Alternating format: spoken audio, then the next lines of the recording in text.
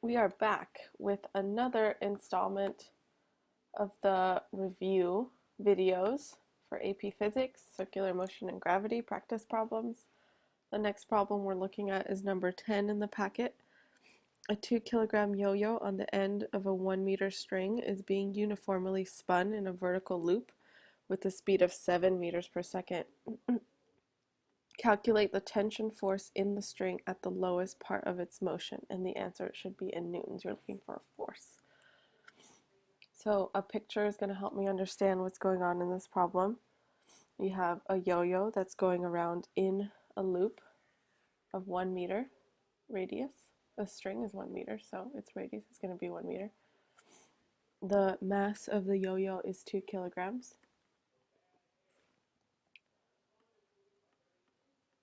And we can tell its speed, its vertical speed. This is a vertical loop right here.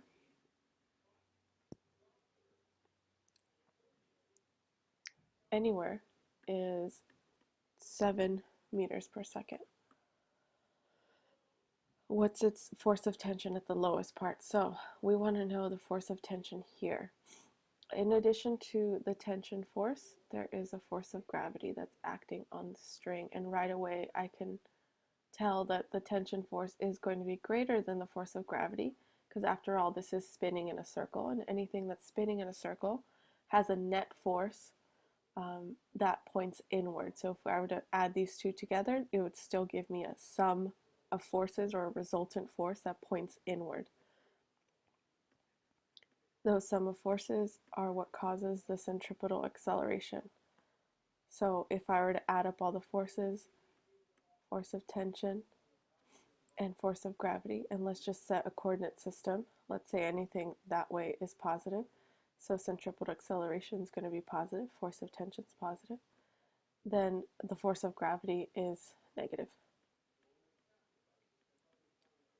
And I'm just going to substitute that centripetal acceleration.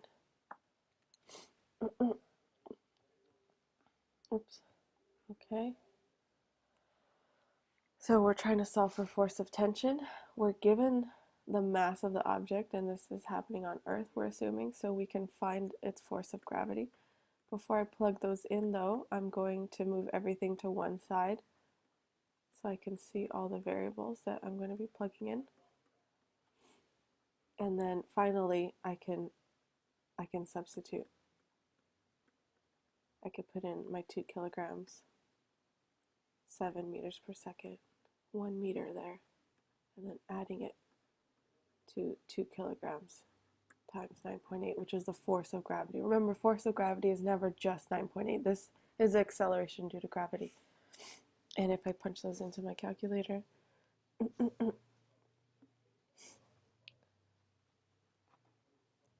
we get final answer of 117.6. Well, it's not our final answer. We need to round to sig figs, or just look at what options are given. And the options were given, the closest one, of course, is this 118, option D. All right, next in the packet, number 11, the horizontal turntable rotates at a constant rate as viewed from above. And I had to give you this picture separately in a PowerPoint slide. But as viewed from above, a coin moves counterclockwise in a circle. Which of the following vectors best represents the direction of frictional force exerted on the coin by the turntable when the coin is in the position shown? So the picture of the penny on the turntable, so the turntable's,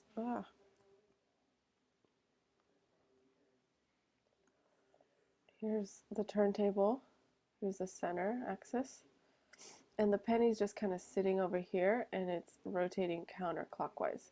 So the penny's sitting there, and it spins with the turntable. So there's no a force being applied directly to the penny that makes it spin. I mean, the record is spinning because it's attached to another surface that's spinning. So there's an applied force to the record, but there's a different kind of force acting on this penny that keeps it on there, and it's the force of friction. If this were a piece of ice and there were no friction, then, and that penny were standing still, and then the record started moving, that penny would want to keep standing still because of its inertia.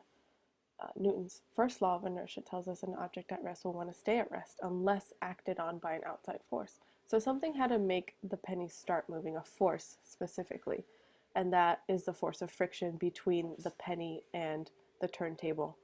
And the direction that force is being applied has to be towards the center because it's keeping it in circular motion, and anything that is moving in a circle at constant speed, anything that's experiencing uniform circular motion, has a force, a net force acting on it towards the center of the circle.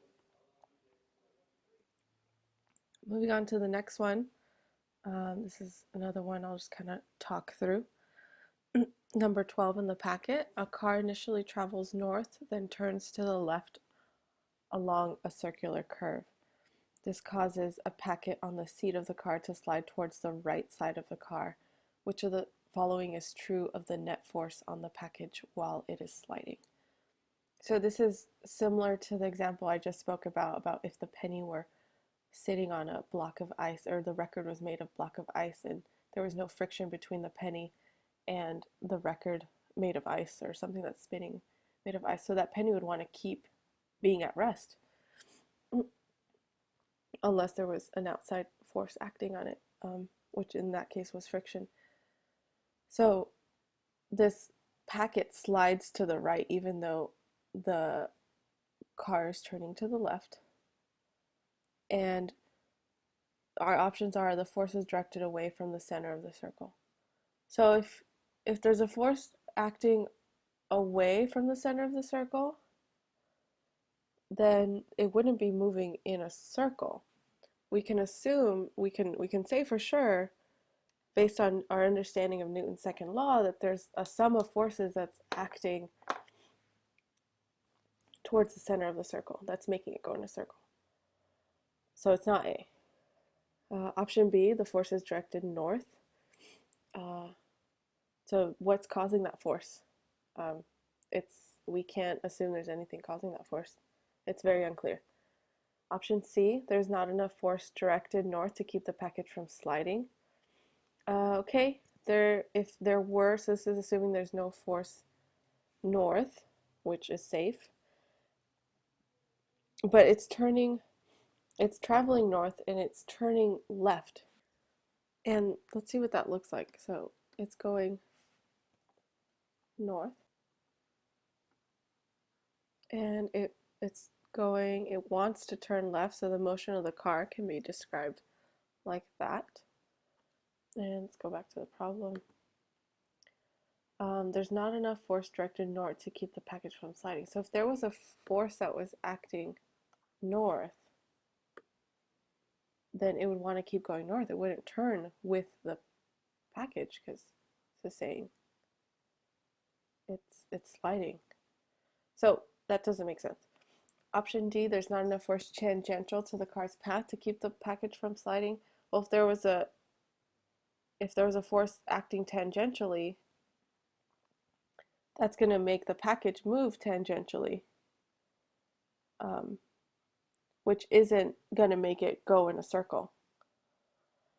The only option that makes sense is that there's not enough force directed towards the center of the circle to keep the package from sliding, because the thing that's making it slide is pulling it towards the center, and its inertia keeps it going tangentially, so it doesn't need a tangential force to keep it from sliding. Let's move on to the next one. 13. A racing car is moving around the circular track of radius 300 meters. It's not shown, but it doesn't matter. At the instant when the car's velocity is directed due east, its acceleration is directed due south and has a magnitude of 3 meters per second squared. When viewed from above, the car is moving. So this is great because it gives us a chance to draw what we're reading. They're saying the car is moving, car's velocity is due east, and the acceleration is due south. So this is east. and this is south. So it's moving this direction.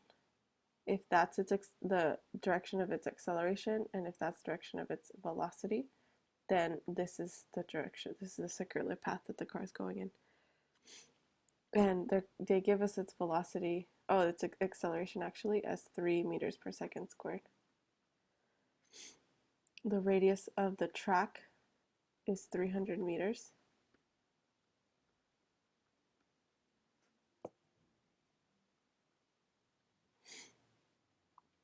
And they're asking, or our options read as, when viewed from above, essentially what is its velocity? We've already determined that its direction is clockwise. So what's the magnitude of its velocity? We have A and we have R, and we know that it's going in a circle. So any acceleration it has is centripetal acceleration, and we have an equation for centripetal acceleration. Is this A is equal to V squared over R.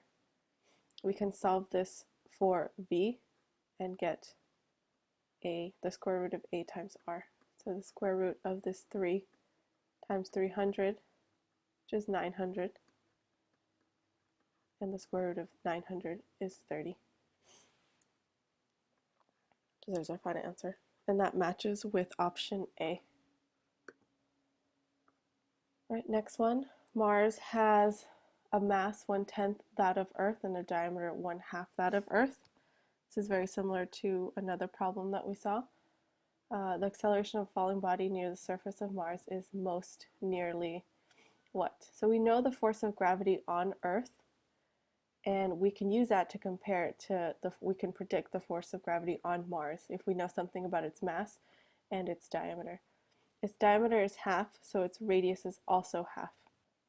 I've written out Newton's law of gravitation up here, its equation. Remember, this is a constant. This is the mass of the planet, the mass of someone on the planet, or just any two objects that you want to find the force of gravity acting on them, that's acting between them, and then the distance that separates them. So if we can change mass to be 1/10 that of Earth, then the force of gravity, and I'm just gonna, on Earth, we'll just